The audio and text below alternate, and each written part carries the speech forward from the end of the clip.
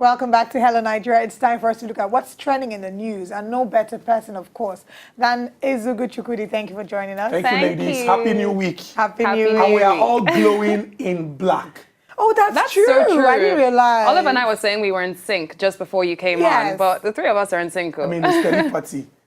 Great minds think alike. Oh, yes. All right, good to have you, Chukwudi. Thank you very much. Now let's speak about what's happening with the lawyers and the National Assembly. We have that the second National Vice President of the Nigerian Bar Association, Mr. Monday Ubani, and a lawyer, Mr. John Nwoku, have approached the Federal High Court sitting in Lagos, asking it to determine whether the huge salaries, allowances, and allocations being collected by the National Assembly is justifiable. This is something that the average Nigerian has cried about and wanted for the longest time. Very true. How do we see this playing out, Chukwudi? I'm really very, very excited that our lawyers are now, although we have lawyers who have advocated for several years, trying to see how they can use the instrument of the law to challenge those who abuse their powers.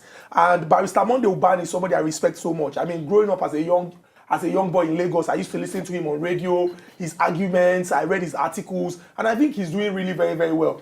Now, it is important that we point out that the responsibilities of government are outlined, all the organs of government are outlined and defined clearly. Now, if we have the National Assembly, that is the legislative arm of government, you have the executive arm of government, and you have the judiciary, I think that, the principle of separation of powers and checks and balance must always come to bear. Now, there's an agency of the government that is referred to as Ramafac. It is responsible for, allocation, reviewing and, trying to balance whatever people earn. But we have a situation where, for example, in a country where the minimum wage is 18,000 naira, some people get 13.5 million as running costs. I mean, we don't know how much the ministers get. It is shrouded in secrecy as regards security vote that governors receive. So we need to see all of this come to light and know exactly what we are doing in this country. And interestingly, Ramafac, from their body language, are trying to say that we are not the ones that pegged the running cost at 13.5 million. So who now pegged I don't understand. Because the National Assembly is also saying that it's not within their power. Ramafac determined. I honestly don't understand. Thankfully, the lawyers here are also asking the court to determine whether Ramafac can delegate its power to determine the salaries or remuneration of the National Assembly or political office holders, and or if such power is subject to usurpation by the National Assembly or any other body. I think it's a very good way to go, and we must get answers to this. Will we? Of course. Barrister Monday Ubani is a very stubborn lawyer, and so long as we keep discussing such issues, I mean, Nigerians should ask questions. Most times, we're only interested in what this person wore, what that person wore, who is not wearing this, who is wearing that.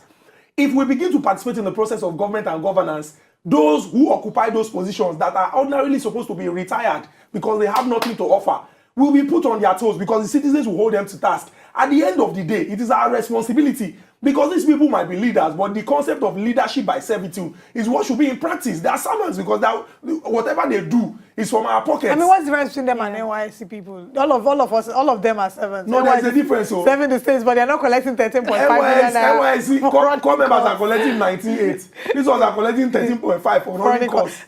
But the lawyers are also asking, now this one is a very big one. They said they want the court to make an order that each member of the National Assembly should refund to the Federation account the sum of 13.5 million and 10 million naira respectively, collected as running costs since 2015 till date, within 14 days of delivery of judgment in the suit. It's not going to be easy. Exactly. Because if you do a calculation of 13.5 million from 2015, it's going to be hard. But it's important that we challenge powers with the instruments of the law so that we can get results. Definitely.